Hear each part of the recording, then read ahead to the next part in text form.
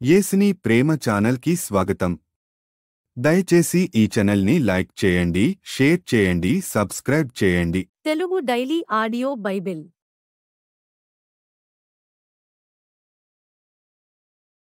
కీర్తనల గ్రంథం 75వ కీర్తన. దేవా, మేము నీకు కృతజ్ఞతాస్తుతులు చెల్లించుచున్నాము. నీవు సమీపముగానున్నావని కృతజ్ఞతాస్తుతులు చెల్లించుచున్నాము. నరులు నీ ఆశ్చర్య కార్యములను వివరించుదురు. నేను యుక్తకాలమును కనిపెట్టుచున్నాను. నేను న్యాయమును బట్టి తీర్పు తీర్చుచున్నాను.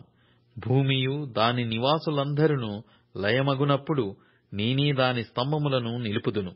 అహంకారులై ఉండకుడని అహంకారులకు నేను ఆజ్ఞ ఇచ్చుచున్నాను. కొమ్ము ఎత్తకుడి, ఎత్తుగా కొమ్ము ఎత్తకుడి, పొగరు పట్టిన మాటలాడకుడి అని భక్తిహీనులకు నేను ఆజ్ఞ ఇచ్చుచున్నాను.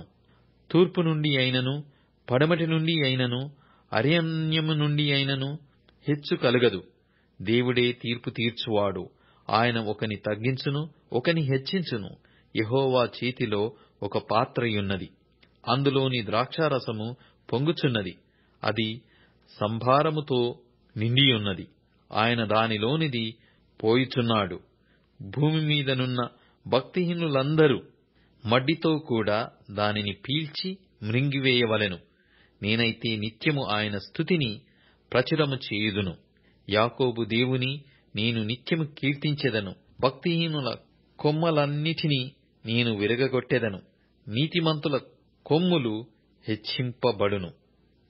కీర్తనల గ్రంథం 76వ కీర్తన. యూదాలో దేవుడు ప్రసిద్ధుడు. ఇశ్రాయేలులో ఆయన నామము గొప్పది.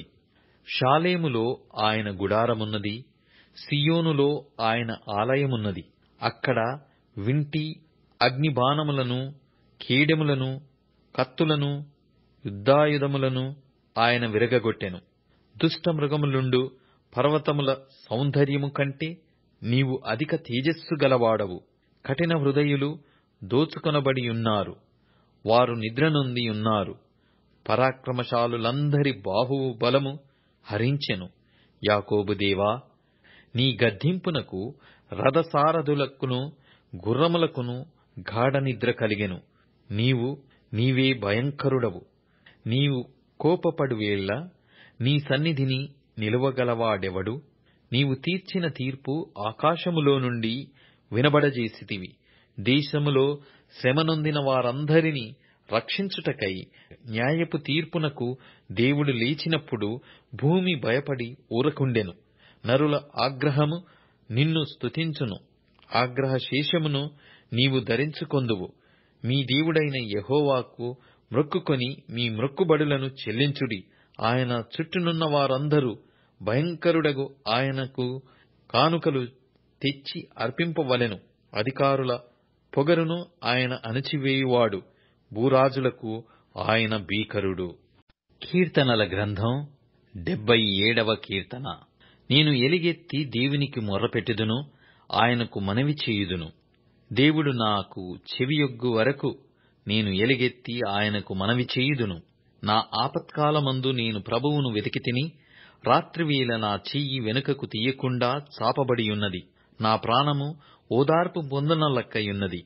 దేవుని జ్ఞాపకము చేసుకొనినప్పుడు నేను నిట్టూర్పు విడుచుచున్నాను. నేను ధ్యానించునప్పుడు నా ఆత్మ కృంగిపోవుచున్నది. నీవు నా కన్నులు మూతపడనీయవు.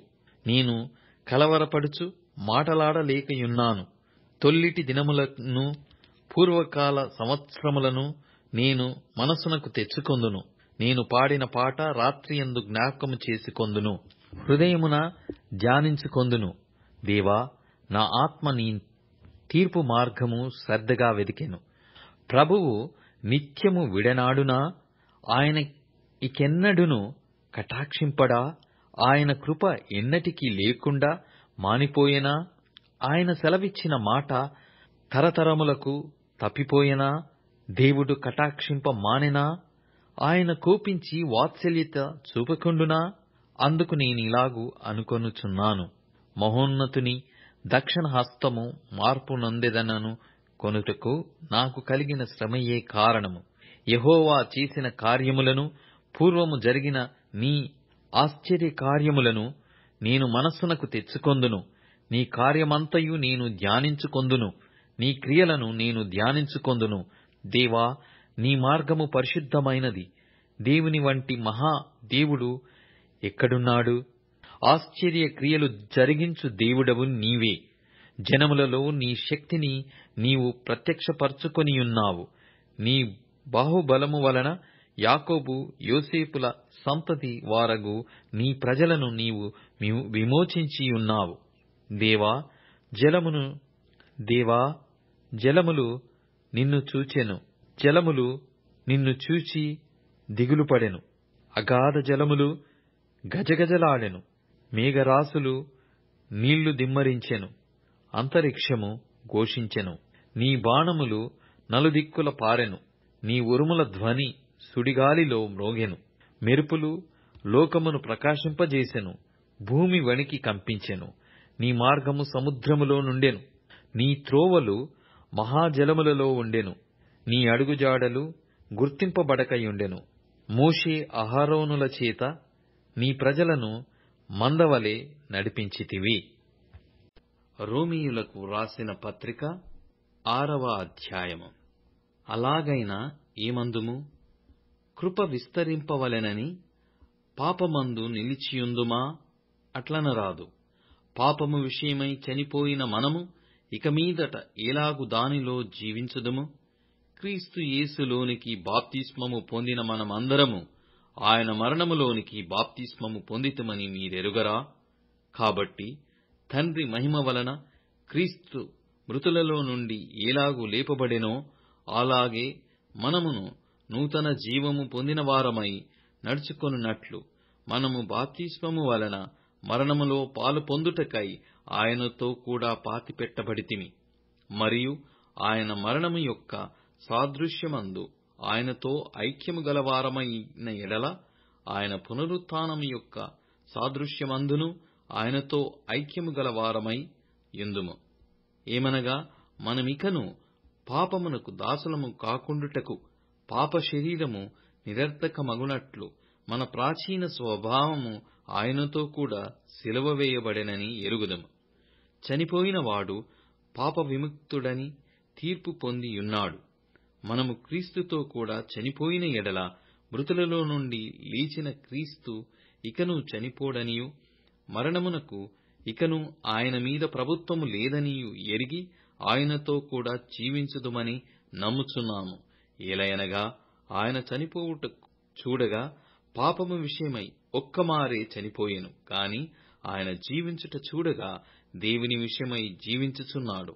అటువలే మీరును పాప విషయమై మృతులుగాను దేవుని విషయమై క్రీస్తు యేసునందు సజీవులుగాను మిమ్మును మీరే ఎంచుకొనుడి.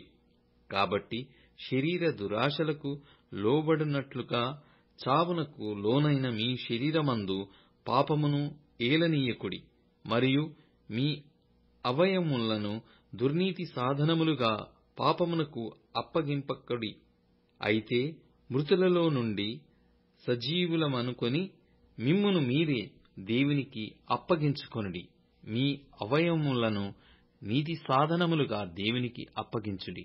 మీరు కృపకే గాని ధర్మశాస్త్రమునకు లోనైన వారు కారు గనుక పాపము మీ మీద ప్రభుత్వము చేయదు.